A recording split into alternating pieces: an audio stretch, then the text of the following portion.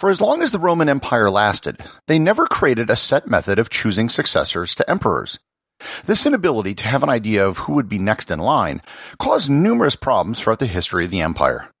The first major Secession Crisis occurred in the year 69. One emperor died, and there was no clear replacement. The result was chaos. Learn more about the Year of the Four Emperors on this episode of Everything Everywhere Daily.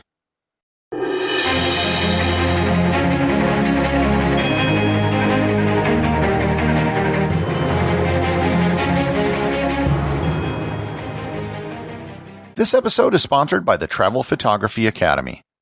In 2007, I sold my home to travel around the world. I bought an expensive camera that I didn't know how to use and took a bunch of terrible photos.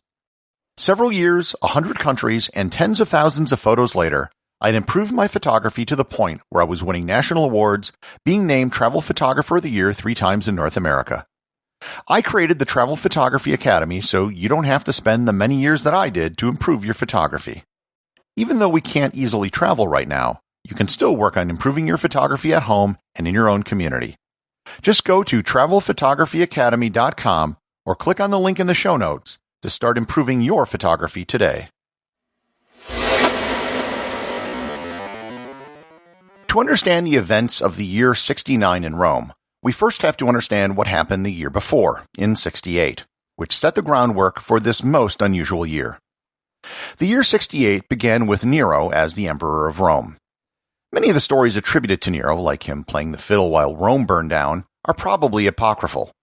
Nonetheless, he is widely considered a horrible emperor. You won't find many people in history who have had good things to say about Nero.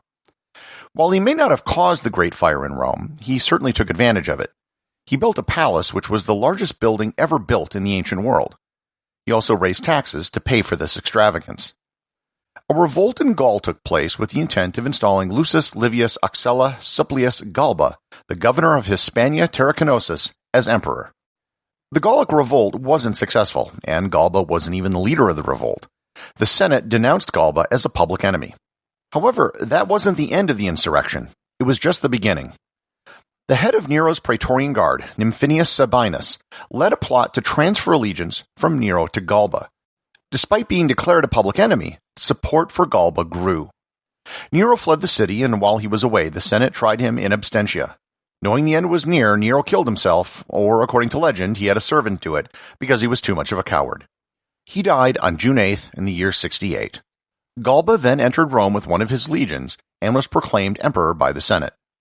This was a pretty significant moment in the history of Rome. Nero was the last of the Julio-Claudian dynasty. This was the family of Augustus and Julius Caesar. This family were the only rulers that Rome knew for the last 100 years. With Galba, they were in new territory. Not only was he not a member of the Julio-Claudian family, but he was also old. He was 69 when he became emperor, and he had no children of his own. Galba was also the first military leader who was proclaimed emperor by his troops, something which would become the norm later in the history of the empire. As we enter the year 69, Galba was emperor, and he was the first of the 4 emperors that year. As you can probably guess from the phrase, the Year of the Four Emperors, Galba wasn't going to be there very long. On his way to Rome, he increased taxes on towns that wouldn't recognize him as emperor. He overturned many of the popular reforms of Nero. Most importantly, he didn't pay the Praetorian Guards the money which was promised to them by the leader of the revolt, a lesson which future emperors would pay heed to. On January 1st, he found out that the legions in Germania refused to recognize him as emperor, and instead acclaimed their leader, Aulus Vitellius, as emperor. A member of the nobility, Marcus Salvius Otho, wanted to become emperor himself, so he did what Galba wouldn't. He paid the Praetorian Guard. On January 15th, Galba was assassinated by his guard in the Forum, and on that day the Senate recognized Otho as Emperor number 2 for the year. Otho came to power via bribery and skullduggery. Where Galba was 70 when he died, Otho was only 36 when he came to power. It wouldn't even have been old enough to have been a consul during the Republican period. Otho wasn't necessarily a bad guy. During his time in power, he was just, showed mercy, and was relatively popular with the people of Rome. However, he had one massive problem. Vitellius, the guy that the legions up in Germania declared as emperor, was still claiming to be emperor and was coming to Rome to take it. Otho went up to meet Vitellius. He offered to marry Vitellius's daughter and come to a peaceful solution to the matter. But Vitellius, who commanded the best, most experienced legions in the Roman army, wanted to decide the matter on the battlefield. Otho and Vitellius met at the Battle of Badriacum, the first battle between Roman forces in over a century. Vitellius won, 40,000 Romans died, and Otho took his own life. This all went down on April 14th, and Vitellius was now emperor number 3 in the year 69. The Senate declared Vitellius emperor, but he was unpopular from the beginning. He spent money lavishly on useless extravagances. He held 3 banquets a day, one for each meal. He held triumphs and games. He was draining the treasury quickly and going into debt. He would summarily execute anyone who questioned his decisions, and he would kill anyone who named him in their will. As everything I've described so far this year had been happening, way over in the east, another general had been acclaimed emperor by his troops. The legions in Africa, Egypt, Judea, and Syria had all thrown their support behind Titus Flavius Vespasianus, known to history as Vespasian. Vitellius was simply closer to Rome and was able to confront Otho immediately. Vespasian was much farther away, and it took more time to get to Rome, but what he controlled was far more important. The east was where the money was made. Egypt was the breadbasket of the Roman Empire. Without control of the east, Rome would starve and go broke. Legions from Judea and Syria began the march to Rome. Along the way, more legions who were stationed along the Danube threw their support behind Vespasian.